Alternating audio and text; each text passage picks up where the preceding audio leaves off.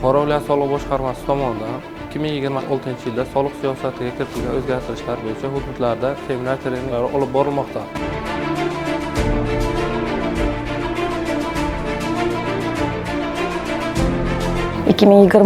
Yilda soliq siyosatida juda yaxshi o'zgarishlar bo'ldi. Mana masalan, yakka tartibdagi tadbirkorlar uchun raqamli platforma yaratildi. Ularga 1 milliard so'mgacha oboroti bo'lganlarga soliq stavkasi 1% etib belgilandi.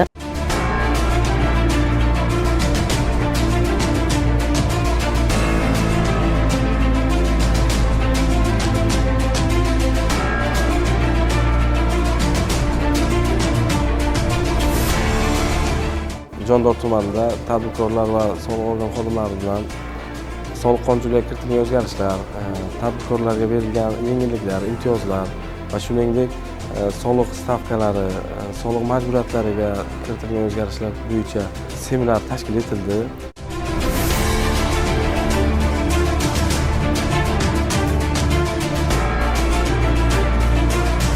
Hisobotini 3 oy mobaynida taqdim qilib borgan, o'z vaqtida taqdim qilib borgan tadbirkorlarga 5 kungacha kechiktirgan taqdirda ma'muriy jarima qo'llanmasligi joriy qilindi.